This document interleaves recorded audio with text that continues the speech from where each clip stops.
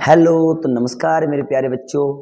जो भी NCERT twelfth biology पढ़ रहे हैं बच्चे, उनके लिए खुशखबरी है कि हम फर्स्ट चैप्टर की ओटी लेके आए हैं तुम्हारे लिए। जो ट्वेल्थ बायोलॉजी का पुष्पीय पौधों में लैंगिक जनन फर्स्ट चैप्टर है, इसकी ओटियों को आज हम सॉल्व करा रहे हैं। पहला चैप्टर हमारा ख़त्म करा दिया गया है। तो अब हम देखते हैं, सबसे पहले जो ओटी दे रखी हैं उनको हम देखते हैं। आप बने रहें हमारे साथ। चलो, पहला क्वेश्चन क्या कहता है मेरे प्यारे बच्चों? पुंकेसर का मुख्य कार्य क्या है? जो पुंकेसर होता है उसका मुख्य कार्य क्या है? तो पुंकेसर मेरे प्यारे बच्चों जानते ही हो, पुष्प का ये वाला भाग है ना, ये पुंकेसर कहलाता है। ये वाला भाग जो होता है ना, ये क्या कहलाता है मेरे प्यारे बच्चों? पुंकेसर कहलाता है। और इस पुंकेसर के अंदर ये जो परागकोश है, परागकोश के अंदर क्या बनते हैं? पराग कणों का निर्माण होता है। तो बोला जा रहा है पुंकेसर का मुख्य कार्य क्या है? तो मेरे प्यारे बच्चों ध्यान रखना, पुंकेसर का मुख्य कार्य है पराग कणों का निर्माण करना। क्या करना? पराग कणों का निर्माण करना। ठीक है मेरे प्यारे बच्चों, क्या लगाएंगे? पराग कणों का निर्माण करना। दूसरा क्वेश्चन देखते हैं कि परागकण किस संरचना में बनते हैं? परागकण जो होते हैं इसको नरयुग्मक कहते हैं। ये किस संरचना के अंदर बनते हैं? तो मेरे प्यारे बच्चों ध्यान रखना, परागकण जो होते हैं, ये जो परागकोश है, और ये कहाँ बनते हैं? परागकोश के अंदर बनते हैं। क्या है ये परागकोश है, ये वाला भाग। तो परागकोश के अंदर क्या होते हैं? पराग कणों का निर्माण होता है। ठीक है मेरे प्यारे बच्चों, ध्यान रखना। बहुत ही इंपॉर्टेंट ओटी लेकर आया हूं मैं। 30 क्वेश्चन करा रहा हूं ओटी के। इन्हीं में से 100% फर्स्ट चैप्टर की ओटियां फंस जाएंगी आपकी। चलो नेक्स्ट क्वेश्चन देखते हैं। नेक्स्ट क्वेश्चन क्या कहता है? तीसरा, परागकोश सामान्यतः होता है। परागकोश कैसा होता है? एक पालिक, द्विपालिक, त्रिपालिक या चार पालिक? तो मेरे प्यारे बच्चों, ये जो परागकोश आपको दिखाई दे रहा है, कैसा दिखाई दे रहा है? द्विपालिक है। एक पाली ये रही, एक पाली ये रही। तो हम क्या ऑप्शन लगाएंगे मेरे प्यारे बच्चों? द्विपालिक लगाएंगे। क्या लगाएंगे? द्विपालिक। Option number B is correct. कौन सा ऑप्शन लगाएंगे? Option number B is correct, द्विपालिक। चौथा क्वेश्चन देखते हैं मेरे प्यारे बच्चों। एक सामान्य परागकोश में कितने लघु बीजाणु धानी होते हैं? एक सामान्य परागकोश होता है, उसमें कितने लघु बीजाणु धानी होते हैं मेरे प्यारे बच्चों? 4 होते हैं। कितने होते हैं? 4 होते हैं। ठीक है, नेक्स्ट क्वेश्चन देखते हैं मेरे प्यारे बच्चों। क्या कह रहा है कि लघु बीजाणु जो जनन है, लघु बीजाणु जनन में बनते हैं। लघु बीजाणु जनन में क्या बनता है, ये पूछा जा रहा है। क्या पूछा जा रहा है? लघु बीजाणु जनन में क्या बनता है? तो जो लघु बीजाणु जनन होता है मेरे प्यारे बच्चों, उसमें पराग कणों का निर्माण होता है। क्योंकि पराग कणों को ही हम क्या कह रहे हैं? लघु बीजाणु कह रहे हैं। क्या कह रहे हैं? लघु बीजाणु। हम किसको कहते हैं? पराग कणों को कहते हैं। तो option number B is correct मेरे प्यारे बच्चों। आगे देखते हैं, नेक्स्ट क्वेश्चन क्या कह रहा है? पराग मात्र कोशिका का गुणसूत्रीय स्तर होता है। पराग मात्र कोशिका जो होती है उसका गुणसूत्रीय स्तर क्या होता है मेरे प्यारे बच्चों? तो 2n होता है। क्या होता है इसका? 2n होता है। Option number B is correct. Option number B is correct होगा इसका। नेक्स्ट क्वेश्चन देखते हैं मेरे प्यारे बच्चों। पराग मात्र कोशिका में अर्धसूत्री विभाजन के फलस्वरूप क्या बनते हैं? कि पराग मात्र कोशिका में अर्धसूत्री विभाजन के फलस्वरूप बनते हैं। क्या बनते हैं बताओ? परागकण बनते हैं, लघु बीजाणु बनते हैं, लघु बीजाणु बनते, मतलब 4, 8, 4 कितने बनते हैं और क्या बनते हैं? तो मेरे प्यारे बच्चों ध्यान रखना है आपको, पराग मात्र कोशिका में अर्धसूत्री विभाजन के फलस्वरूप क्या बनते हैं? 4 लघु बीजाणु बनते हैं। कितने लघु बीजाणु बनते हैं? 4 लघु बीजाणु बनते हैं। ठीक है, चलो नेक्स्ट क्वेश्चन देखते हैं मेरे प्यारे बच्चों। पराग कण की बाहरी भित्ति मुख्यतः किसकी बनी होती है? मैंने बहुत ही अच्छे से कराया था इस क्वेश्चन को तुम्हें। देखें ये क्या था, एक पराग कण की स्ट्रक्चर थी, कुछ इस तरीके से मैंने आपको बताई थी। जो अंदर वाली लेयर है वो है अंतःचोल, और जो बाह्य वाली लेयर होती है उसको क्या कहते हैं? बाह्य चोल कहते हैं। क्या कहते हैं मेरे प्यारे बच्चों? बाह्य चोल कहते हैं। और जो बाह्य चोल जो होता है वो किसका बना होता है? स्पोरोपोलिन का बना होता है। किसका बना होता है मेरे प्यारे बच्चों? स्पोरोपोलिन का बना होता है, जो इस परागकण को सड़ने गलने से बचाता है। Option number C is correct. ठीक है मेरे प्यारे बच्चों। तो नेक्स्ट क्वेश्चन देखते हैं। अच्छा, स्पोरोपोलिन क्या काम करता है ये भी पता होना चाहिए तुमको। तो बेटा स्पोरोपोलिन जो होता है इस पराग कण को लंबे समय तक सड़ने गलने से बचाता है। ठीक है, चलो नेक्स्ट क्वेश्चन देखते हैं। स्पोरोपोलिन की प्रमुख विशेषता क्या है? देखो क्या कह रहा है, बहुत आसानी से टूट जाता है, या फिर अत्यधिक प्रतिरोधी पदार्थ होता है, या फिर क्या बोल रहा है केवल जल में घुलता है, केवल अम्ल में घुलता है। तो मेरे प्यारे बच्चों मैंने अभी बताया है स्पोरोपोलिन पराग कण की बाहरी जो भित्ति होती है, बाहरी जो चोल होता है किसका बना होता है? स्पोरोपोलिन का बना होता है। ये क्या करता है? पराग कण को लंबे समय तक सड़ने गलने से बचाता है। बोला तो अत्यधिक कैसा होता है मेरे प्यारे बच्चों? प्रतिरोधी होता है। ये न तो किसी बायोलॉजिकल डिकम्पोजिशन होता है ना केमिकल डिकम्पोजिशन होता है, मतलब किसी भी तरीके से इसको नष्ट नहीं किया सकता है। तो option number B is correct. चलो नेक्स्ट क्वेश्चन देखते हैं मेरे प्यारे बच्चों। पराग कण की आंतरिक भित्ति क्या कहलाती है? पराग कण जो मैंने अभी बनाया है इसकी जो अंदर वाली भित्ति है आपको दिखाई दे रही होगी, तो अंदर वाली भित्ति बेटा क्या कहलाती है? एंटाइन कहलाती है। क्या कहलाती है? एंटाइन कहलाती है। ठीक है, ध्यान रखना, इसको अपन हिंदी में अंतः चोल कहते हैं। क्या कहते हैं मेरे प्यारे बच्चों? अंतः चोल कहते हैं, ध्यान रखना। और बाहरी भित्ति को क्या कहते हैं? बाह्य चोल कहते हैं। चलो नेक्स्ट क्वेश्चन देखते हैं मेरे प्यारे बच्चों। सामान्य परागकण में जनन कोशिका विभाजित होकर के क्या बनाती है? जो सामान्य परागकण है उसमें जनन कोशिका विभाजित होकर के क्या बनाती है? सामान्य परागकण में जनन कोशिका विभाजित, इसमें मान लीजिए ये क्या है? ये जनन कोशिका है। तो आगे चल के जब ये अंकुरित होता है परागकण, ये पराग नली बनाता है। क्या बनाता है मेरे प्यारे बच्चों? पराग नली बनाता है। तब इसके अंदर जो परागकण होता है उसके जो परागकण की जनन कोशिका होती है, क्या होती है? जनन कोशिका होती है। ये पराग नली में आकर के मेरे प्यारे बच्चों क्या बना देती है? दो नर युग्मक बना देती है। क्या बना देती है? दो नर युग्मक, एक प्राइमरी नर युग्मक, एक सेकेंडरी नर युग्मक। तो मेरे प्यारे बच्चों क्या लिखा है इसमें? दो नर युग्मक बनाती है। क्या बनाती है? दो नर युग्मक। ऑप्शन नंबर क्या होगा मेरे प्यारे बच्चों? Option number B is correct. कौन सा? परागकण जनन कोशिका जो होती है परागकण में वो विभाजित होकर के दो नर युग्मक बनाती है। वो भी कहाँ बनाती है? इस पराग नली के अंदर। ठीक है मेरे प्यारे बच्चों, नेक्स्ट क्वेश्चन देखते हैं। आवृतबीजी पौधों में नर युग्मक होते हैं। क्या पूछा जा रहा है मेरे प्यारे बच्चों? आवृतबीजी जो पौधे होते हैं उसमें नर युग्मक कैसा होता है? सिंगल एन होता है, एक केंद्र की होता है, या द्विकेंद्र की होता है, या त्रिकेंद्र की होता है, या उसके अंदर चार केंद्रक होते हैं? तो ध्यान रखना मेरे प्यारे बच्चों, नर युग्मक की बात कर रहा है। नर युग्मक हमेशा कैसा होता है मेरे प्यारे बच्चों? सिंगल एन होता है। कैसा होता है? सिंगल एन होता है। आवृतबीजी पौधे में नर युग्मक एक केंद्र की होता है। चलो नेक्स्ट क्वेश्चन देखते हैं मेरे प्यारे बच्चों। 13 नंबर का क्या कहता है कि गुरुबीजाणु जनन किस संरचना में होता है? गुरुबीजाणु जनन है, देखो मेरे प्यारे बच्चों, लघु बीजाणु कहते हैं अपन परागकण को, और गुरुबीजाणु कहते हैं अपन मादा वाला जो भाग बनता है, फीमेल वाला पार्ट से बनता है। तो देखना मेरे प्यारे बच्चों, गुरुबीजाणु जो होते हैं वो कहाँ पर बनते हैं? ये बीजांड के अंदर बनते हैं। कहाँ पर बनते हैं मेरे प्यारे बच्चों? बीजांड के अंदर। कौन बनते हैं? गुरुबीजाणु बनते हैं। ठीक है, चलो अगला भाग देखते हैं। और जो अच्छा 14 नंबर क्वेश्चन देखो, एक सामान्य गुरुबीजाणु मात्र कोशिका से कितने गुरुबीजाणु बनते हैं? एक सामान्य गुरुबीजाणु मात्र कोशिका होती है, उससे कितने गुरुबीजाणु बनते हैं? तो मेरे प्यारे बच्चों कितने बनेंगे? उससे 4 बनते हैं। ध्यान रखना, एक सामान्य गुरुबीजाणु मात्र कोशिका से 4 गुरुबीजाणु बनते हैं। अगला क्वेश्चन देखते हैं मेरे प्यारे बच्चों, सामान्यतः कितने गुरुबीजाणु कार्यशील रहते हैं? 4 जो बनते हैं उनमें से केवल एक ही जो होता है एक ही जो गुरुबीजाणु होता है वही क्या रहता है? कार्यशील रहता है। 3 जो होते हैं वो किसी काम के नहीं है, एक जो होता है वही क्या रहता है? कार्यशील रहता है।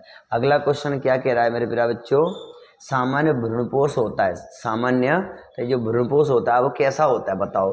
भ्रूणपोष आपको पता ही है कि जो बीजांड वाली स्ट्रक्चर होती है इसके अंदर क्या होते हैं? बीजांड के अंदर बताओ, अंडकोश बीजांड के अंदर क्या पाए जाते हैं? बीजांड पाए जाते हैं। क्या पाए जाते हैं? बीजांड पाए जाते हैं। और बीजांड की स्ट्रक्चर मेरे प्यारे बच्चों कैसी होती है? देखो बीजांड की स्ट्रक्चर ऐसी होती है, इस तरीके से होती है, ऐसे होती है। इसके अंदर क्या है? देखो यहाँ पर मादा युग्मक है। क्या है ये? मादा युग्मक है। इधर उधर दोनों तरफ जो हैं वो क्या हैं, सहायक कोशिकाएं। क्या हैं मेरे प्यारे बच्चों, सहायक कोशिकाएं। तो यहाँ पर क्या पूछा जा रहा है कि भ्रूणपोष कैसा होता है। तो भ्रूणकोश की बात कर रहा है मेरे बच्चों। इस पूरी की पूरी संरचना को हम क्या बोल रहे हैं मेरे प्यारे बच्चों, इसको हम भ्रूण कोश कहते हैं। क्या कहते हैं, भ्रूण कोश कहते हैं। तो इस भ्रूण कोश के अंदर मेरे प्यारे बच्चों ध्यान रखना, कितनी 7 कोशिकाएं या फिर 8 नाभिक होते हैं। कितने होते हैं, 7 कोशिकाएं या फिर 8 नाभिक होते हैं। मान लीजिए ये भ्रूण कोश की स्ट्रक्चर है। इसमें देखो, ये देखो 1 2 3, 3 सेल नीचे हो गई, 1 2 3 सेल ऊपर होती हैं, एक सेल मेरे प्यारे बच्चों बीच में होती है। इसमें कितने केंद्रक होते हैं, 2 केंद्रक होते हैं। तो आप काउंट कर सकते हो, 3 कोशिका नीचे हो जाती हैं, 3 ऊपर हो जाती हैं, 1 कोशिका बीच में, यानी 7 कोशिका। और केंद्रकों की बात करोगे मेरे प्यारे बच्चों तो 3 केंद्रक नीचे, 3 ऊपर और 2 बीच में, यानी कि 8 केंद्रक वाली संरचना है। पूरा का पूरा ये स्ट्रक्चर क्या है मेरे प्यारे बच्चों, भ्रूण कोश है। ठीक है, ध्यान रखना। चलो नेक्स्ट क्वेश्चन देखते हैं मेरे प्यारे बच्चों। परिपक्व भ्रूणकोश में ध्रुवीय केंद्रकों की संख्या कितनी होती है। जो ध्रुवीय केंद्रक है मेरे प्यारे बच्चों, ध्रुवीय केंद्रक हम किसको कह रहे हैं, ध्रुवीय केंद्रक देखो मैं बताता हूं आपको। ये वाली जो स्ट्रक्चर है परिपक्व भ्रूणकोश में ध्रुवीय केंद्रक कितने होते हैं, तो देखें मेरे प्यारे बच्चों, ये क्या है, ये क्या है, भ्रूणकोश है। और इसमें जो बीच में दे रखी थी ये वाली संरचना, इसको हम क्या कह रहे हैं, ध्रुवीय केंद्रक कह रहे हैं। क्या कह रहे हैं, ध्रुवीय केंद्रक। जिसमें कितने केंद्रक होते हैं मेरे प्यारे बच्चों, 2 केंद्रक होते हैं। आपको दिखाई दे रहे हो कितने होते हैं, 2। तो option number B is correct. Next question देखते हैं मेरे प्यारे बच्चों कि जो अंड उपकरण होता है, अंड उपकरण में होते हैं, क्या होते हैं। तो पहली बात तो इस भ्रूणकोश के अंदर हमें ये देखना है अंड उपकरण किसको बोला जा रहा है। तो बेटा अंड उपकरण जो है, देखना ध्यान से, ये क्या है, ये भ्रूणकोश है। इसके अंदर जो नीचे नीचे बीजांड द्वार की ओर 3 कोशिकाएं पाई जाती हैं। तीनों को मिला के हम क्या कहते हैं मेरे प्यारे बच्चों, अंड उपकरण कहते हैं। तीनों को मिला के हम क्या कहते हैं मेरे प्यारे बच्चों, अंड उपकरण कहते हैं। अंड उपकरण में कितनी कोशिकाएं पाई जाती हैं, 3 कोशिकाएं पाई जाती हैं। एक तो होती है कौन सी, मादा युग्मक। एक तो कौन सा होता है, मादा युग्मक। और 2 कौन होती है मेरे प्यारे बच्चों, सहायक कोशिका होती हैं। तो देख लो इसमें, एक तो अंड कोशिका हो गई, या तो मादा युग्मक कह दो इसको मेरे प्यारे बच्चों, या फिर इसको अंड कोशिका भी हम कह सकते हैं। तो अंड कोशिका और 2 सहायक कोशिकाएं। तो ऑप्शन नंबर मेरे प्यारे बच्चों ए इज करेक्ट। नेक्स्ट क्वेश्चन देखते हैं मेरे प्यारे बच्चों। 19 नंबर, सहायक कोशिकाएं स्थित होती हैं। सहायक कोशिकाएं कहाँ पाई जाती हैं, देखो मैंने अभी अभी बनाया है। सहायक कोशिकाएं कहाँ पाई जाती हैं, ये क्या है मेरे प्यारे बच्चों, ये एक भ्रूणकोश है। इसमें बीच में मादा युग्मक है। क्या है ये, मादा युग्मक है, या हम इसको अंड कोशिका भी कहते हैं। क्या कहते हैं, अंड कोशिका भी कहते हैं। इसके बगल में जो कोशिकाएं पाई जाती हैं, इधर और एक इधर, तो मेरे प्यारे बच्चों इन दोनों को ही हम कहते हैं क्या, सहायक कोशिकाएं। तो सहायक कोशिकाएं क्या बोला जा रहा है क्वेश्चन में, सहायक कोशिकाएं स्थित होती हैं। तो बेटा सहायक कोशिकाएं कहाँ पाई जा रही हैं, बताओ मुझे, बीजांड द्वार सिरे की ओर पाई जा रही है। कहाँ, बीजांड द्वार सिरे की ओर। क्योंकि ध्यान रखना, ये क्या है मेरे प्यारे बच्चों, ध्यान देना है आपको बस। ये क्या है, यह एक बीजांड की स्ट्रक्चर है। इसमें क्या होता है, ये क्या है, भ्रूणकोश है। और भ्रूणकोश में जो 3 कोशिकाएं नीचे पाई जाती हैं, ये किस दिशा में पाई जा रही है मेरे प्यारे बच्चों, ये बीजांड द्वार वाले सिरे की ओर पाई जा रही हैं। इस वाले सिरे को मेरे प्यारे बच्चों क्या कहते हैं, बीजांड द्वार कहते हैं। ऊपर वाले सिरे को मेरे प्यारे बच्चों क्या कहते हैं, चेलाइजा कहते हैं। तो ध्यान रख लेना, चेलाइजा की ओर ये वाली जो कोशिकाएं हैं ना, कौन सी, सहायक कोशिकाएं कहाँ पाई जाती हैं, ये बीजांड द्वार की ओर पाई जाती हैं। ठीक है मेरे प्यारे बच्चों। चलो नेक्स्ट क्वेश्चन देखते हैं। सहायक कोशिकाओं में पाया जाने वाला तंतुमय समुच्चय कहलाता है। सहायक कोशिकाओं में पाया जाने वाला तंतुमय जो समुच्चय होता है मेरे प्यारे बच्चों, तो फिलिफॉर्म उपकरण होता है। वो क्या होता है, फिलिफॉर्म उपकरण होता है। Option number B is correct मेरे प्यारे बच्चों, ध्यान रखना है। अगला क्वेश्चन क्या कह रहा है, पराग नली सामान्यतः प्रवेश करती है। तो पराग नली मेरे प्यारे बच्चों कहाँ से प्रवेश करती है, पराग नली कहाँ से प्रवेश करती है, देखना। ये मेरे प्यारे बच्चों मैंने क्या बना दिया है, इस तरीके से बना दिया है। और ये वर्तिकाग्र, यहाँ पर क्या है, ये परागकण है। और मेरे प्यारे बच्चों जब अंकुरित होता है तो ये बीजांड के अंदर प्रवेश करता है। कहाँ प्रवेश करता है, ये बीजांड में प्रवेश करता है। बीजांड की स्ट्रक्चर है। तो बीजांड में जब ये पूछा क्या जा रहा है कि परागनली सामान्यतः प्रवेश कहाँ से करती है। ये बीजांड है और इस बीजांड के अंदर ऊपर से जो परागकण से अंकुरित होकर के परागनली आती है वो कहाँ से प्रवेश करती है मेरे प्यारे बच्चों, बीजांड द्वार वाले सिरे से करती है। कहाँ से प्रवेश करती है, बीजांड द्वार वाले सिरे से प्रवेश करती है। ठीक है मेरे प्यारे बच्चों, दिखाई दे रहा होगा। अच्छा, 3 जगह से प्रवेश करती है, ध्यान रख लेना, लेकिन सबसे अधिक जो बात की जा रही है बीजांड द्वार सिरे से करती है। चैलाजा वाले भाग से भी करती है, अध्यावनीय भाग से भी करती है। 3 ओर से जो परागनली है वो इस बीजांड के अंदर प्रवेश करती है, ध्यान रख लेना। ऊपर वाले भाग से प्रवेश करेगी तो क्या कहेंगे, चैलाइजल प्रवेश कहेंगे। यहाँ से करेगी सीधी डायरेक्ट तो ये क्या अध्यावरण होते हैं इसमें 2, एक बाह्य अध्यावरण एक अंत अध्यावरण। तो अध्यावरण वाले सिरे से प्रवेश कर रही है, अध्यावरणीय प्रवेश कहेंगे। लेकिन सामान्यतः जो देखा जाए अधिकतर जो होता है जो परागनली है बीजांड में प्रवेश करती है मेरे प्यारे बच्चों, कहाँ से करती है, बीजांड द्वार वाले सिरे से ही प्रवेश करती है। तो ऑप्शन नंबर मेरे प्यारे बच्चों बी हो जाएगा। नेक्स्ट क्वेश्चन देखते हैं मेरे प्यारे बच्चों, पुष्पीय पौधों में द्वारे निषेचन की खोज किसने करी थी। बहुत ही इंपॉर्टेंट है मेरे प्यारे बच्चों, कई बार ओटी में आया है ये क्वेश्चन कि पुष्पीय पौधों में जो द्वारा निषेचन है उसकी खोज किसने की थी। तो मेरे प्यारे बच्चों ऑप्शन नंबर बी, एसजी जो नवाश्यन है, नवाश्यन नामक वैज्ञानिक ने दोहरे निषेचन की खोज की थी, डबल फर्टिलाइजेशन की। चलो नेक्स्ट क्वेश्चन है मेरे प्यारे बच्चों, सिंगगैमी में संलयन होता है। सिंगगैमी में किस किस का संलयन होता है और क्या बनता है। तो देखिए मेरे प्यारे बच्चों, सिंगगैमी में नरयुग्मक प्लस अंडकोशिका, सिंगगैमी में एक तो नरयुग्मक होगा दूसरी अंडकोशिका होगी, यही मिलते हैं और इनके द्वारा मेरे प्यारे बच्चों युग्मनज का निर्माण होता है। युग्मनज का निर्माण होता है, किसका निर्माण होता है, युग्मनज का। जो युग्मनज बेटा 2 केंद्र की होता है और आगे चल के मेरे प्यारे बच्चों इसी में से भ्रूण बन जाता है और आगे चल के इसी में से क्या बनता है, बीज बनता है, जिसको जमीन में बोने से एक नया पौधा बनता है। तो ध्यान रखना मेरे प्यारे बच्चों, सिंगगैमी में संलयन मतलब होता है मिलन, किस किस का होता है, तो नर युग्मक और अंड कोशिका दोनों का मिलना सिंगगैमी कहलाता है और इसके द्वारा क्या बनता है मेरे प्यारे बच्चों, युग्मनज बनता है। चलो नेक्स्ट क्वेश्चन देखते हैं मेरे प्यारे बच्चों क्या कह रहा है, सिंगगैमी के फलस्वरूप बनता है। अच्छा अभी अभी बताया है सिंगगैमी के फलस्वरूप क्या बनता है, तो मेरे प्यारे बच्चों ध्यान रखना ये क्या है, देखना ये जो स्ट्रक्चर है मैंने बताई थी आपको, बीजांड है और इसके अंदर क्या है, ये भ्रूण कोश है। क्या है मेरे प्यारे बच्चों, भ्रूण कोश है। इस भ्रूण कोश के अंदर जो नीचे यहाँ पर अंड कोशिका है, क्या है ये, अंड कोशिका है। अंड कोशिका से ऐसे जो परागनली जो आती है उसमें से जो पहला नर युग्मक होता है, कौन, प्रथम नर युग्मक प्लस अंड कोशिका दोनों के मिलने से मेरे प्यारे बच्चों युग्मनज बनता है। क्या बनता है, युग्मनज बनता है, जो 2 केंद्रक वाली स्ट्रक्चर होती है। तो मेरे प्यारे बच्चों इसमें ऑप्शन क्या हो जाएगा, युग्मज। क्या हो जाएगा, option number B is correct. Next question देखते हैं मेरे प्यारे बच्चों, त्रिक संलयन होता है। त्रिक संलयन में भैया क्या होता है, ध्यान रखना है आपको। तो जो त्रिक संलयन है इसमें कौन भाग लेता है, तो त्रिक संलयन में मेरे प्यारे बच्चों एक तो होगा सेकंड नर युग्मक, कौन होगा, एक तो सेकंड नर युग्मक होगा और दूसरा क्या होगा मेरे प्यारे बच्चों, दूसरा होगा द्वितीयक केंद्रक। क्या होगा, द्वितीयक केंद्रक होगा।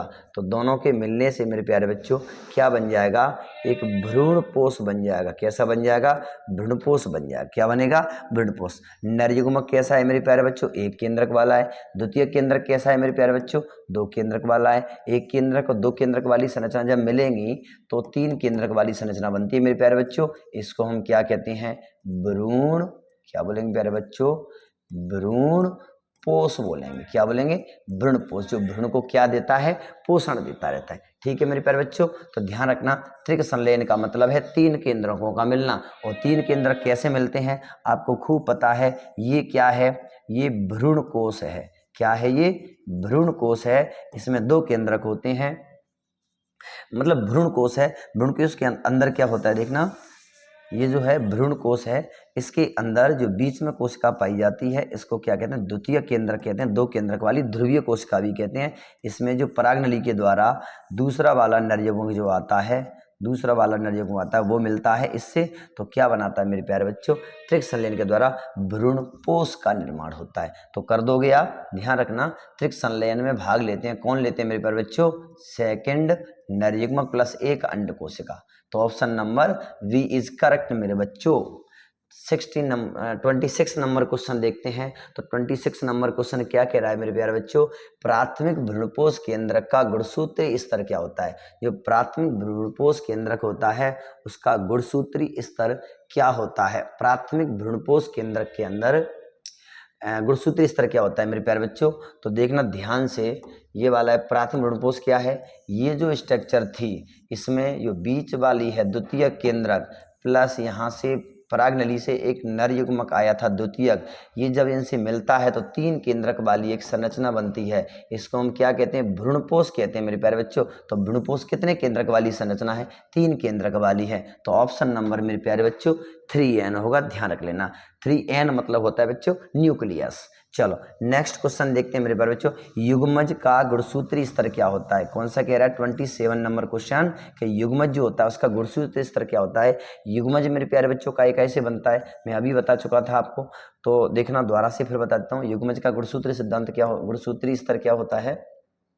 देखो युग्मज, मान लीजिए ये क्या है, ये भ्रूणपोष है, इसके अंदर नीचे जो है ये क्या है, अंड कोशिका। क्या है, अंड कोशिका।